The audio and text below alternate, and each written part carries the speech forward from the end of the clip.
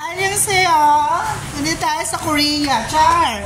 Dito lang tayo sa Lawa, okay? Dito tayo sa Aoyan Frozen Foods. So, sinama kami ni Bessie William kasi mag-aano daw sila, kaya samgyup sa bahay. So, eto, dito kompleto na. One-stop shop na pang samgyup, okay?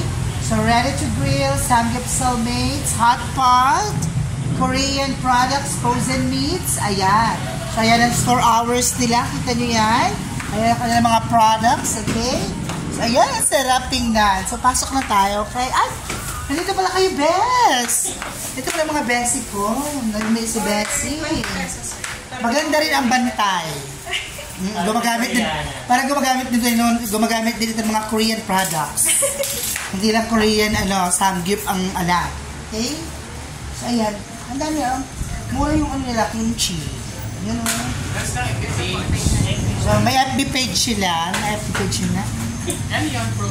Alien Frozen Foods. Tapos, nag-deliver tayo, no? So, nag-deliver sila sa buong Kalamba. Okay? Basta get lang. Wala pang 3 minutes ito. Magkano ka muna pa. So, ayan. Ito, ayan.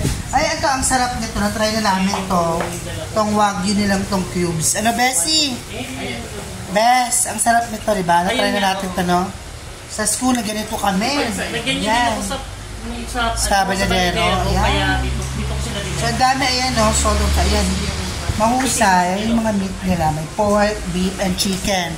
So, pag ikay Muslim, so, bawal ka ng pork, mag-beef and chicken ka na lang. Yan, 500 grams. 500 grams. Balik 250 dito sa mga seasoned, seasoned na na?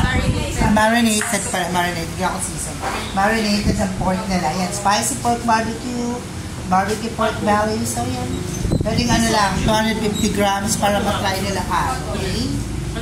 Ayan, yung kimchi nila ay homemade, no? Authentic Korean. Authentic Korean. Karay. Authentic Korean kimchi. In fairness, masarap ang mga authentic Korean kimchi. Diba ang lasa? Ako kasi pag bisa nakapapabili ako din sa Pure Gold, yung abote. Pag namali ka na susunod na lang. Asim talaga. Oo, yan. Sa ganda. Ayan, tapos ayan, no? Mga Korean products sila. Basta kompleto na nga. So, ba't takot na camera? Tapos pati ang lettuce, meron na sila mga lettuce. Ayan. So, ayan, no? So, ayan, kompleto na. One-stop shop na siya. Pati yung mga ganyan, pag kailangan nyo, wala kayong gamit. So, dito na lang din kayo pumunta. Okay? Dito lang yan sa Lawa. Sa A.L. Paharde Building, Barangay Lawa, Calabalagon. Along the road lang naman. Madaling makita. Yan. Ay! Yung buto pala hindi pa kami umalis kasi yung chopsticks.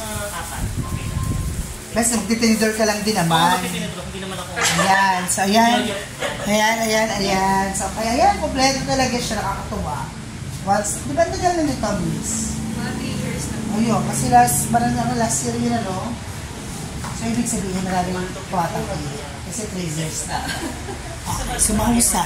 Nakatry kami naman, masarap. Masarap yung mga, karne-karne. Di ba, Ate William? Maraming kang pinili dito dati, di ba? Nung naging tao. Dito ko lagi. Lagi siya pag nagpapasabi siya sa school. Oo.